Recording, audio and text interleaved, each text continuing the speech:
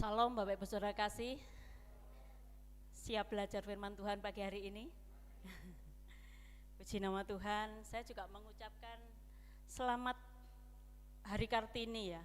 Kalau nggak salah kemarin Ibu mau pakai kebaya, tapi karena banyak yang nggak siap jadi tidak jadi. Tapi biarlah semangat wanita di tempat ini terus berkorban untuk memuliakan dan meninggikan nama Tuhan. Amin. Puji nama Tuhan. Kita akan belajar firman Tuhan pagi hari ini. Kalau hari Minggu yang lalu kita memperingati hari kebangkitan Tuhan Yesus. Tuhan Yesus telah bangkit dari maut. Tuhan telah mengalahkan maut. Tuhan telah menang atas maut. Nah, setelah Tuhan Yesus bangkit, Tuhan Yesus tidak langsung naik ke surga. Tetapi Tuhan menampakkan diri selama 40 hari. Terutama kepada murid-muridnya. Dan di dalam 1 Korintus 15 ayat 6, Tuhan Yesus menampakkan diri lebih dari 500 orang. Dan itu membuktikan bahwa Tuhan benar-benar bangkit dan menang atas maut. Kenapa dia menampakkan diri kepada murid-muridnya? Karena Tuhan ingin memberikan penghiburan kepada murid-muridnya. Tuhan ingin memberikan pengharapan kepada murid-muridnya. Tuhan ingin memberikan kekuatan kepada murid-muridnya dan terus bisa menjadi saksi-saksi Tuhan dan membawa banyak jiwa dimenangkan untuk kemuliaan bagi nama Tuhan. Maka pagi hari ini firman Tuhan saya beri judul adalah perjumpaan yang mengubahkan. Perjumpaan yang mengubahkan. Diambil dari kitab Yohanes pasal yang ke-20 ayat 19 sampai dengan ke-29. Perjumpaan yang mengubahkan yang pertama, yaitu mengubah rasa takut menjadi sukacita. Perjumpaan yang pertama mengubahkan rasa takut menjadi sukacita. Kita baca di dalam Yohanes pasal yang ke-20, ayat 19 sampai dengan yang ke-20, saya akan bacakan. Ketika hari sudah malam, pada hari pertama minggu itu, berkumpullah murid-murid Yesus di suatu tempat dengan pintu-pintu yang terkunci karena mereka takut kepada orang-orang Yahudi. Pada waktu itu datanglah Yesus dan berdiri di tengah-tengah mereka dan berkata, "Damai sejahtera bagi kamu." Dan sudah berkata demikian, ia menunjukkan tangannya dan lambungnya dan kepada mereka. Murid-murid itu bersuka cita ketika mereka melihat Tuhan. Yang pertama, mengubahkan rasa takut menjadi sukacita. Firman Tuhan yang kita baca hari ini, yang kita baca saat ini, di situ diceritakan bahwa para murid mereka berkumpul di suatu tempat dengan pintu-pintu yang terkunci. Kenapa mereka berkumpul di satu tempat dengan pintu-pintu yang terkunci? Di situ dikatakan bahwa murid-murid itu takut kepada orang-orang Yahudi. Mengapa mereka takut? Mereka takut karena Tuhan Yesus dan pengikut-pengikutnya dan murid-muridnya itu dianggap menjadi sumber masalah bagi orang-orang Yahudi. Menjadi biang keladi bagi orang-orang Yahudi. Sehingga orang-orang Yahudi ini tidak suka kepada Tuhan Yesus dan murid-muridnya. Belum lagi setiap hari jumlah mereka semakin hari semakin banyak. Semakin hari banyak yang mengikuti Tuhan Yesus. Terutama pemimpin-pemimpin Yahudi ini, mereka takut. Itu akan mengancam kedudukan mereka, akan mengancam posisi mereka. Sehingga dengan bagaimanapun caranya, mereka berusaha untuk membunuh Tuhan Yesus. Itu yang membuat para murid ini takut, membuat para murid ini gelisah, membuat para murid ini gentar. Ketika saya membaca arti kata takut di dalam KBB itu, di situ dikatakan bahwa merasa gentar menghadapi sesuatu yang dianggap sebagai bencana. Itu dianggap sebagai bencana bagi para murid. Sehingga mereka takut, sehingga mereka berada dalam satu ruangan yang harus dikunci rapat-rapat. Yang selanjutnya, kenapa para murid juga takut? Jelas masih ingat di dalam ingatannya beberapa hari yang lalu bagaimana Tuhan Yesus harus diadili. Tuhan Yesus yang adalah gurunya, mereka harus disiksa, harus dicambuk, harus diolok-olok, dan harus sampai mati di kayu salib. Itu yang membuat para murid takut. Mereka takut, mereka gentar.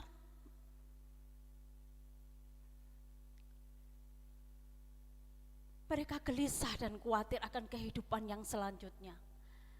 Kita tahu ketika para murid bersama dengan Tuhan, saya yakin mereka tidak pernah memikirkan apa yang akan dia makan besok, di mana dia akan tinggal, apa yang akan menjadi pakaian saya kalau rusak. Tidak pernah memikirkan hal itu. Ketika bersama-sama dengan Tuhan Yesus, semua keperluan itu terpenuhi. Saat bersama dengan Tuhan Yesus, segala kebutuhan itu tercukupi. Ketika Tuhan Yesus mati, tidak ada harapan bagi mereka. Mereka khawatir, mereka gelisah, mereka takut yang mencekam. Belum lagi ketika para murid, ketika jasad Tuhan Yesus tidak ada, dia harus dituduh dia yang mengambil mayat itu. Dan semakin takut lagi untuk menghadapi orang-orang Yahudi ini. Bapak Ibu Saudara yang kasih, dan ketika para murid ini takut berada di dalam satu tempat, di situ diceritakan Tuhan Yesus datang di tengah-tengah mereka dan berkata, damai sejahtera bagi kamu. Saya bisa membayangkan Bapak Ibu Saudara yang kasih, ketika mereka dalam keadaan yang mencekam, ketika mereka dalam keadaan yang gelisah, ketika mereka dalam keadaan khawatir, terus tiba-tiba Tuhan Yesus datang dan berkata, damai sejahtera bagi kamu. Itu suatu kata-kata yang sangat-sangat menghibur mereka, sangat-sangat menenangkan hati mereka, sangat-sangat menguatkan hati mereka. Sangat-sangat menguatkan mereka. Dan Tuhan Yesus tidak hanya berkata damai sejahtera bagi kamu. Ayat 20 yang telah kita baca tadi. Tuhan menunjukkan, ia menunjukkan tangannya dan lambungnya kepada mereka. Ia menunjukkan tangannya dan lambungnya, bukti bahwa dia itu benar-benar Tuhan Yesus yang sudah mati, yang sudah disalib, dan saat itu bersama-sama dengan mereka, saat itu ada di tengah-tengah mereka. Setelah melihat hal itu, apa yang menjadi reaksi daripada murid-murid Tuhan Yesus? Mereka bersuka cita. Ketika mereka melihat Tuhan itu, mereka bersuka cita. Ketika Tuhan hadir di tengah-tengah mereka saat itu, segala ketakutan, segala kekhawatiran, segala kegelisahan, semua itu lenyap seketika. Dan mereka bersuka cita. Tidak hanya bersuka cita, mereka memiliki pengharapan yang baru. Yang tadi mereka tidak memiliki pengharapan, sekarang mereka memiliki pengharapan yang baru di dalam Tuhan Yesus. Itu bukti bahwa perjumpaan dengan Tuhan, perjumpaan yang mengubah rasa takut menjadi sukacita dan berpengharapan. Perjumpaan dengan Tuhan yang bisa membuat itu. Perjumpaan dengan Tuhan yang bisa membuat rasa khawatir itu lenyap, rasa ketakutan itu lenyap. Tidak teman-teman mereka yang satu sama-sama murid, ketika mereka berkumpul itu mereka masih gelisah. Tapi hanya perjumpaan dengan Tuhan Yesus itu yang mengubahkan mereka dari rasa takut menjadi sukacita. Bapak Ibu Saudara yang kasih, saya percaya tiba-tiba dalam kehidupan kita pun kita juga pernah merasa takut. Jujur, siapa yang tidak pernah merasa takut di sini? Saya yakin semua pernah merasakan rasa takut itu. Ketika saya mengambil keputusan untuk resign dan usaha sendiri, saya takut Bapak Ibu Saudara. Saya takut, mampukah saya, bisakah saya? Dan ketakutan itu semakin menyekam. Perasaan takut ketika ada di dalam hati kita, apa yang kita rasakan?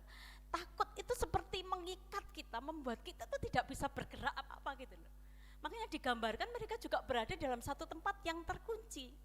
Takut itu mengikat, membuat hati kita itu tidak tenang, membuat hati kita itu gelisah, bahkan sampai kita tidak bisa tidur karena kita takut. Tapi satu hal yang bisa saya alami, ketika saya takut, ketika saya gentar, saya menghampiri Tuhan, saya datang kepada Tuhan, dan perjumpaan saya dengan Tuhan mengubahkan rasa takut itu menjadi kelegaan, menjadi sukacita, menjadi memiliki pengharapan baru, menjadi memiliki kekuatan baru. Hanya satu, yaitu perjumpaan dengan Tuhan. Untuk itu Bapak Ibu Saudara yang kasih, ketika mungkin Bapak Ibu merasa takut dalam menghadapi kehidupan ini, mungkin yang muda-muda takut, bagaimana dengan masa depanku, bagaimana dengan pekerjaanku, siapa jodohku, atau yang orang tua mereka semua takut, bagaimana dengan biaya pendidikan anak-anak, mampukah saya menyekolahkan anak, memberikan bekal pendidikan yang layak buat anak-anak.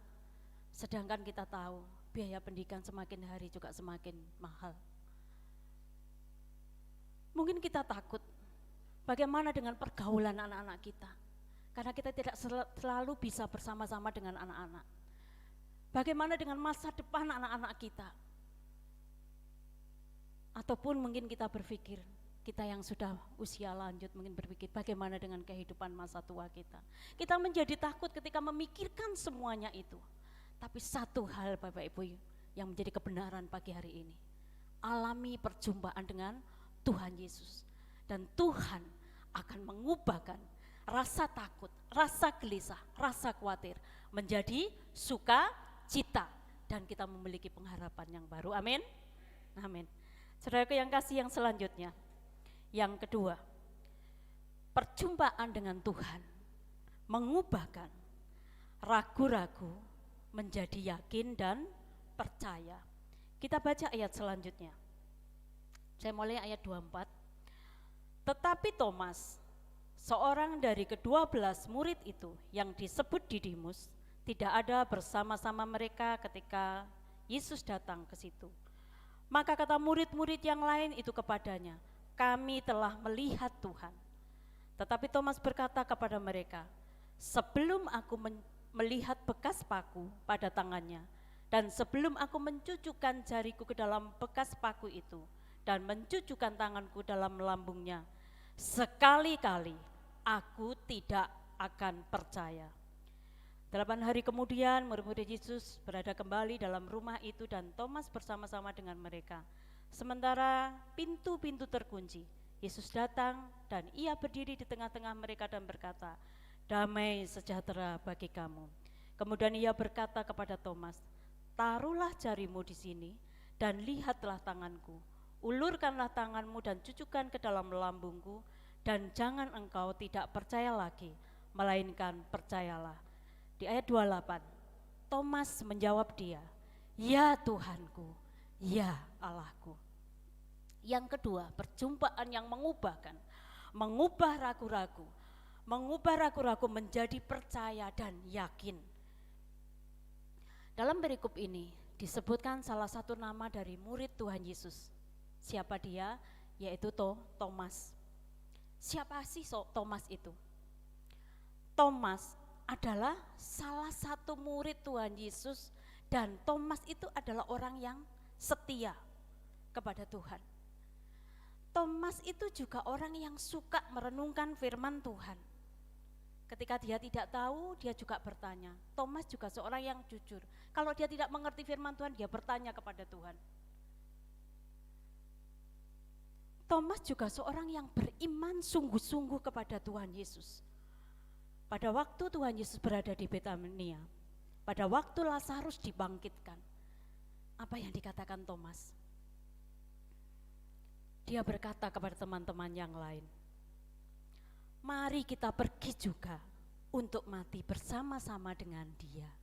Yang dimaksud dia yaitu bersama-sama dengan Tuhan Yesus. Suatu ungkapan yang luar biasa.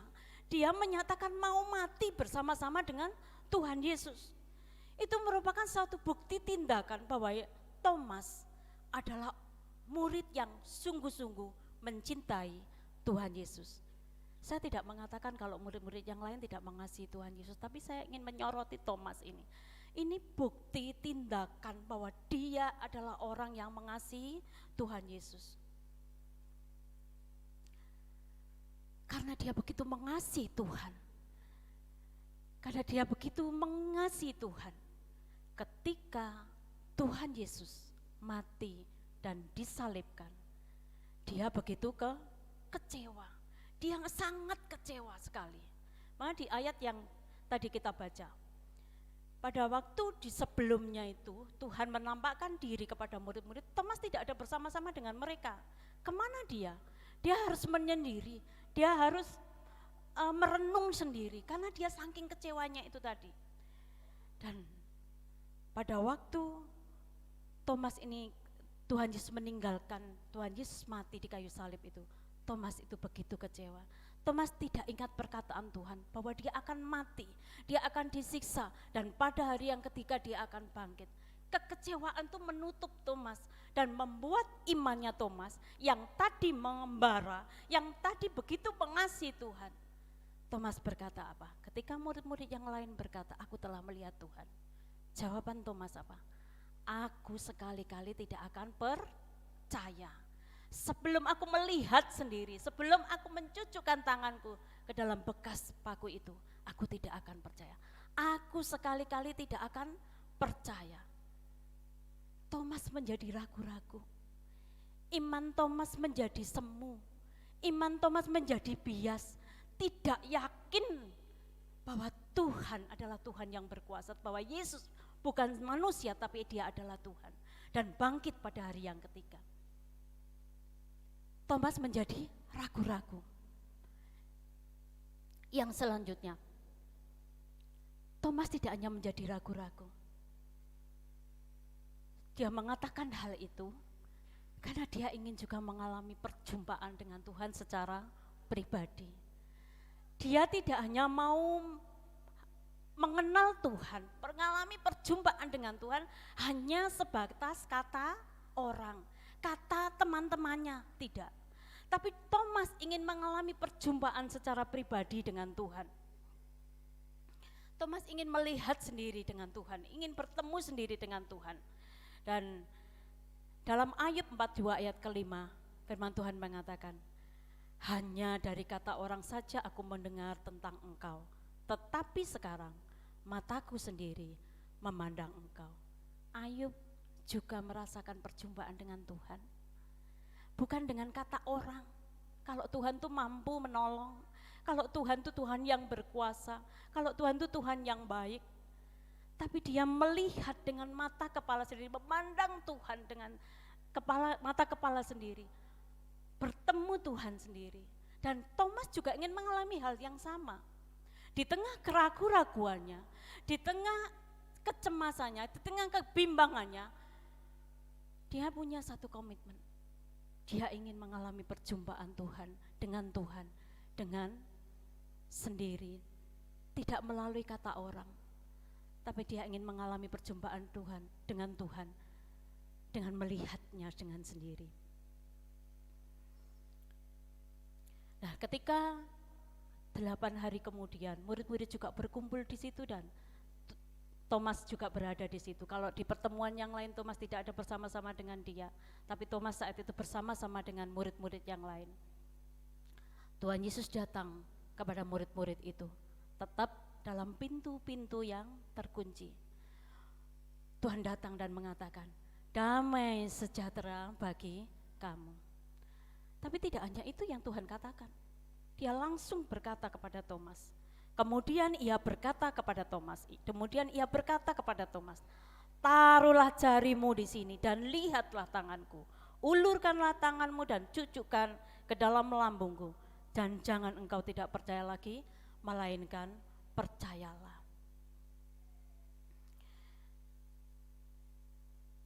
Hal ini merupakan satu Tuhan itu tahu gitu loh, yang dialami Thomas, yang di dalam hati Thomas, yang dimau oleh Thomas.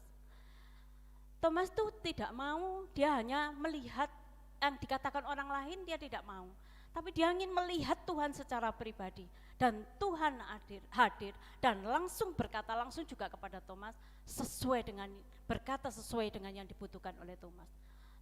Thomas ingin melihat bekas paku itu, ingin meraba bekas paku itu, ingin mencucukkan tangannya ke dalam lambungnya. Dan Tuhan berkata, seperti apa yang diinginkan oleh Thomas.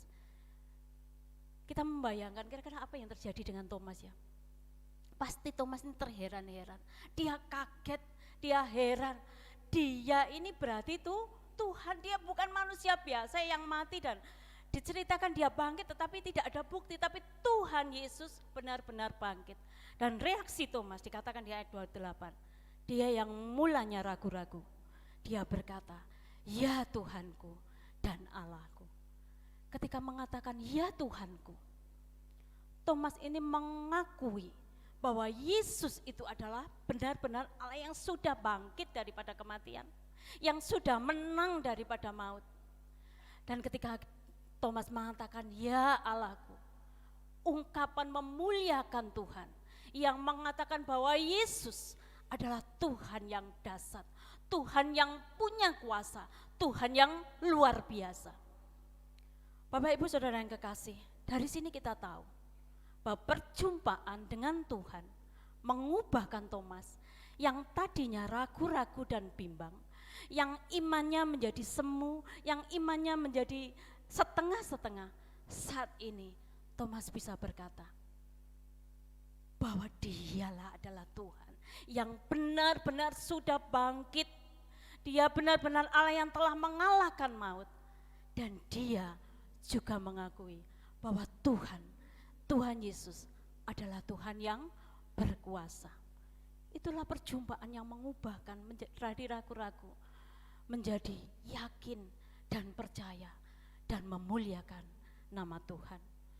Bapak Ibu Saudara yang kasih, kadang-kadang kita bisa menjadi seperti Thomas. Ketika kita menghadapi pergumulan yang lama belum dijawab oleh Tuhan, atau kita mengalami beban yang berat, yang seolah-olah semua tidak ada yang bisa mengerti, tidak ada yang bisa ikut merasakan pergumulan saya yang berat ini. Mungkin kita mulai meragukan Tuhan seperti Thomas.